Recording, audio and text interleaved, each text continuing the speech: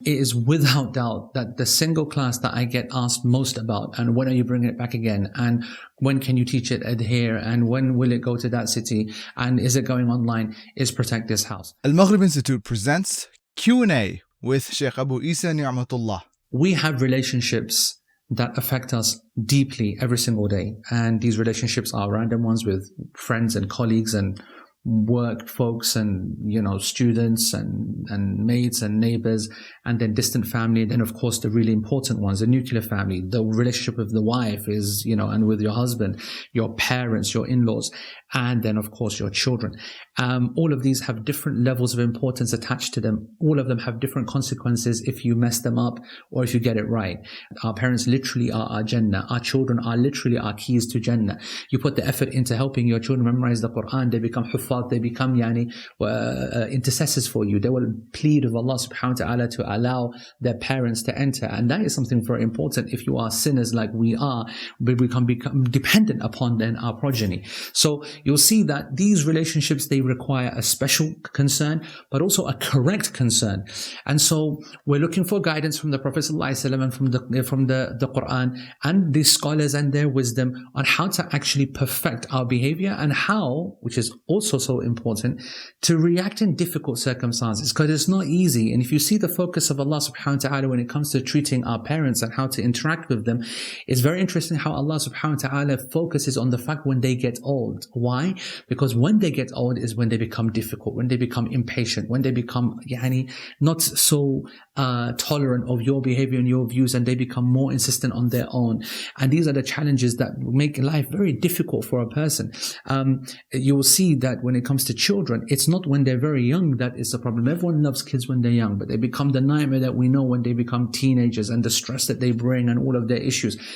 And we need to know what's worth it, what's worth leaving, what are the actual challenges, how to interact with them in the right way per the guidance as I mentioned. Imam al-Bukhari, alayhi rahmatullah, he did us a great favor.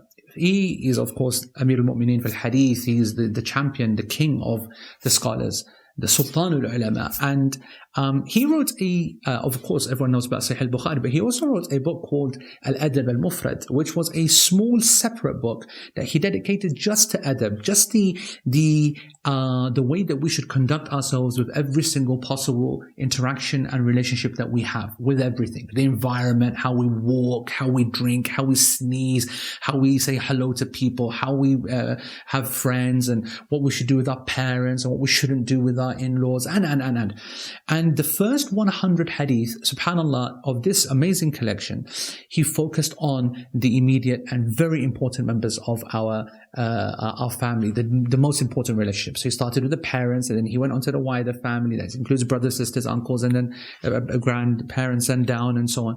And then he went into children. And that gives us a framework. And I prepared this class originally in terms of its primordial form about 12 years ago. And at that time, I'll tell you what was interesting.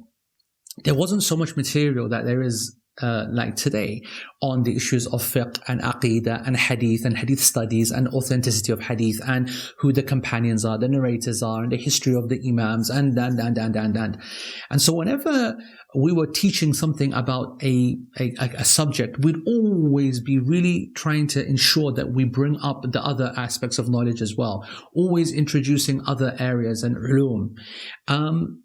12 years later now, when I'm relaunching this class, the situation is different. The field is different. Okay, there's hundreds and thousands of videos covering the lives of the companions and what they're left behind in tradition and hadith sciences and authenticity and fiqh and aqidah and this and that.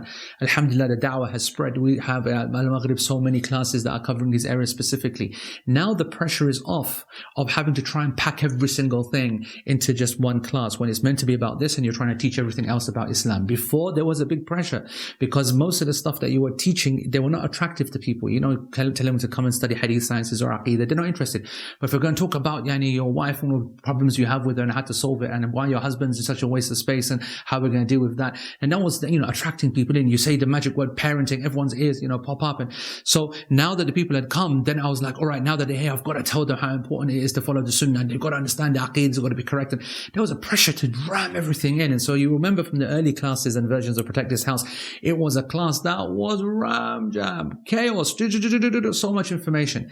So you might say, what's different? Experience is different. I've taught this now, 30, 40 times all around the world. So much feedback came to me and made me reflect. And also, subhanAllah, practically seeing the class flow. And I realized that actually what is needed now is less so much formal focus on the separate other educational aspects of Islam, but allowing people to express themselves, to discuss and debate their problems and their issues, real life, real term problems.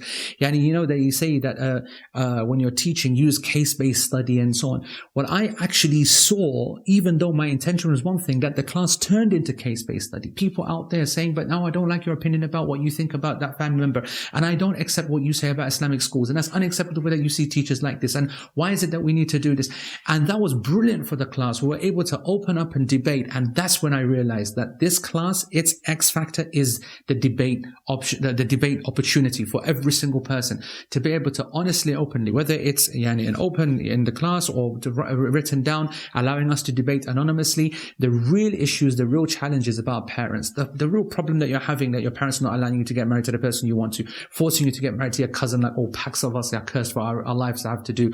Our children, and the choices that we have to make, and the fact that now mobile phones have destroyed absolutely everything, and the fact that schools are popping up and everyone around you thinks you should go to an Islamic school, but and I know that they're rubbish because educational quality is poor or whatever. The desire to make hifz, but your kid can't memorize not even juz amma, not even washamsi wa duhaha. You're stuck. You don't know what's going on. What's the way that I can discipline my child? I really want to do a pack job like what happened to me. It never did me any harm. You know that phrase, right? I got beaten left, right, and center, so it will do good to these kids as well. What was good for the goose will be good for the gander. The truth is the law will be on your case immediately. And does it even work? So then how do we understand child discipline? And so all of these things are real issues that people have got real takes on, meaning that their real life experiences now show that the situations have changed. The realities, the punishments, the rewards that were available 12 years ago are now so different. A parent now never has to raise a hand against a child in our current time, let alone the legal reasons. Just generally from a cultural point of view, we are able to get other things done without having to resort to violence. And why is it that we resort to violence? Why is it that we are so poor in our parenting? Truth be told, because we like to take our inability and our deficiencies in an area and deal with it ourselves, and we like to blame other people. And that frustration can cause damage in this life, but that's okay, it might make you miserable, but damage in the akhirah, you mess up dealing with your parents when they become difficult for you, when they become more demanding, when they become sometimes unbearable, but you mess up in giving them their rights and treating them like what Allah commanded you to do, even if you don't like it, you are going to go to hell. The disobedience of the parents is the worst sin that you can possibly imagine, right up there, just after shirk and riba and killing, and it's up there because this is the kufran al-ni'am. It is denying the most obvious of blessings, your actual existence and your children. Well, the last thing I need to talk to you about is your children and the importance of getting their tarbiyah right. We give a whole day is just spent on parenting. And of course, the relationship with your spouse, because that's so essential for the stability of our Muslim communities. We're already a minority as it is. Within the minority, practicing people, it's so important that they're strong and upon a good foundation and a religious foundation. And and I've discussed this before when it comes to dominion and other places, that nothing pleases Iblis as much as breaking up and splitting between the believing man and believing woman. That is the success for them. Bid'ah and kufr and shirk, whatnot, are just by the by, he says in the hadith in Sahih Muslim. But when the shaitan comes and says, I split between them, I cause divorce, I cause this breakup between them, Iblis says, you are the man, what a superstar you are, you did a great job, because of the impact it has. shakes the confidence of the community. This is a class that people have described, as I mentioned in another video, as absolutely essential, as the most important they made. And I'm very happy and very proud, of course, that I could be described in that way, this particular class I've put together. But you know why it is? It's because it's completely raw. We are bare open. We are there. We are talking. No topic is off limits.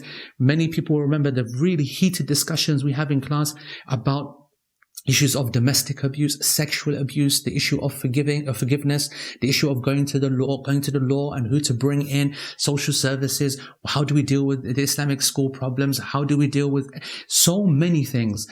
I don't think that there's anything of any value with respect to the most difficult relationship issues that we have, the things that stress us out most in our lives on a day-to-day basis, that is missed from Protect This House, because it's open. You just put your hand up and you debate and you argue. So you might say, what's then the difference from the old class to new? Well, it's the same. It's still awesome. It's still relevant. It's still my favorite class to teach. It's still my most relevant class, I should say. I guess I probably say favorite to every class, but it's certainly the one that I really feel, and I really feel that people feel. So that's why I still think that it's hitting the mark.